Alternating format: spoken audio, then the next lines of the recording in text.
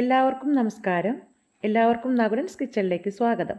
ഇന്ന് ഞാനിവിടെ തയ്യാറാക്കാൻ പോകുന്നത് ഒരു ചിക്കൻ ഫ്രൈ ആണ്. തുടക്കക്കാരായ പാചകക്കാർക്കും ബാച്ചിലേഴ്സിനും ഒക്കെ വളരെ ഈസി ആയിട്ട് തയ്യാറാക്കാൻ പറ്റുന്ന ഒരു ചിക്കൻ ഫ്രൈ ആണ് ഇവിടെ തയ്യാറാക്കുന്നത്. അപ്പോൾ അത് എങ്ങനെയാണെന്ന് നോക്കാം. അതിനു മുൻപേ ആദ്യമായിട്ട് ഈ ചാനൽ കാണുന്നവരുണ്ടെങ്കിൽ സബ്സ്ക്രൈബ് ചെയ്യാനും ബെല്ലൈക്കൺ ക്ലിക്ക് ചെയ്യാനും ഒന്നും മറക്കരുത്. ചിക്കൻ ഫ്രൈക്കുള്ള ചിക്കൻ എടുത്തിട്ടുണ്ട്. ഇത് 1/2 കിലോ കഷ്ണമാണ് ഇട്ടുള്ളത്. ഇത് ഞാൻ നല്ലപോലെ വിനാഗിരി ഉപ്പൊക്കെ ചേർത്ത് നല്ലപോലെ ഉരച്ച് കഴുകിയെടുത്താണ്. വിനാഗിരി നമ്മൾ ഇട്ട് കഴുകുമ്പോൾ നന്നായിട്ട് അതിൻ്റെ ഉളുമ്പുമണമൊക്കെ പോയി കിട്ടും.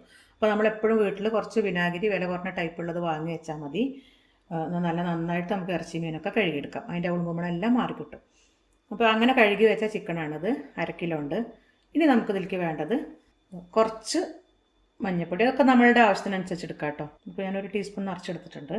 മുളക് പൊടി 2 ടീസ്പൂണോ അല്ലെങ്കിൽ 3 ടീസ്പൂണോ നമ്മുടെ എരിവിനനുസരിച്ച് എടുക്കാം. അങ്ങനെ 3 ടീസ്പൂൺ എടുത്തിട്ടുണ്ട്. ഇനി ഇത് പുരട്ടിയതിന് ശേഷം നമുക്ക് മഞ്ഞൾപ്പൊടി കുറവാണെന്നുണ്ടെങ്കിൽ കുറച്ചും കൂടി ഇട്ട് കൊടുക്കാം കേട്ടോ. ഇനി ആവശ്യത്തിന് ഉപ്പിട്ട് കൊടുക്കാം.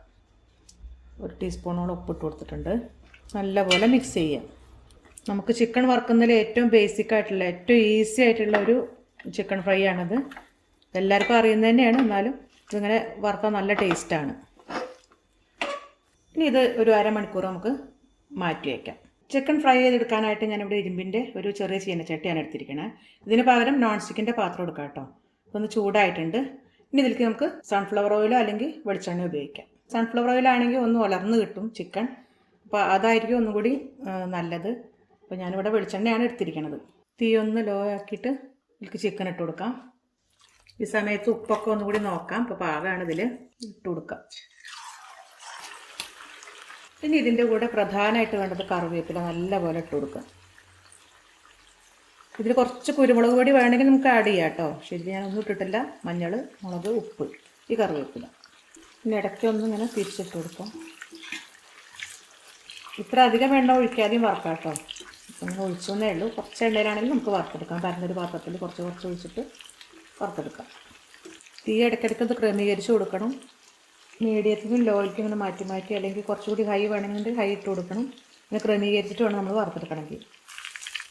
ചിക്കൻ മൂത്ത് വരുന്നുണ്ട്. ഈ പാകത്തിൽ മതി എന്നുണ്ടെങ്കിൽ ഇതുപോലെ എടുക്കുക. അത് വളരെ സോഫ്റ്റ് ആയിട്ടാണ് ഇരിക്കുന്നത്. ഇതല്ല കുറച്ചും കൂടി ക്രിസ്പി ആയിട്ട് ഇരിക്കണമെങ്കിൽ കുറച്ചും കൂടി നേരം വെക്കാം കേട്ടോ. ഇനി ഈ സമയത്ത് നമുക്ക് 2 പച്ചമുളക് അരിക്കി ഇട്ട് കൊടുക്കാം. അതുപോലെ നീളത്തിലരിഞ്ഞത്. ഇതൊരു ഭംഗിക്ക് വെറുതെ ഇട്ട് കൊടുക്കണമെന്നുള്ളൂ. മുളകിൻ്റെ ഈ പച്ച നിറം മാറുന്നതിൻ്റെ മുന്നേ തന്നെ നമുക്കത് കോരിയെടുക്കാം. നല്ല പച്ച നിറമായിട്ട് തന്നെ ഇരിക്കുന്നുണ്ട്. ഒന്ന് വാടിയിട്ടുമുണ്ട്. അപ്പോൾ അത് നമുക്ക് കോരിയെടുക്കാം. തീ അപ്പോൾ ഒന്ന് കൂട്ടി കൊടുക്കാം കേട്ടോ. അപ്പോൾ നമ്മളുടെ ചിക്കൻ ഫ്രൈ റെഡി ആയിട്ടുണ്ട്. ഇതിൽ വേണമെങ്കിൽ കുറച്ച് കുരുമുളക് പൊടിയും കൂടി ചേർക്കാവുന്നതാണ്. ഇതിങ്ങനെ വേണമെങ്കിലും സെർവ് ചെയ്യാം. അപ്പോൾ ഈ വീഡിയോ ഇഷ്ടമായെങ്കിൽ ലൈക്ക് ചെയ്യാനും ഷെയർ ചെയ്യാനും കമൻറ്റ് ചെയ്യാനും ഒന്നും മറക്കരുത്. അടുത്ത നല്ല നല്ല വീഡിയോസായിട്ട് വരുന്നവരേക്കും ബൈ.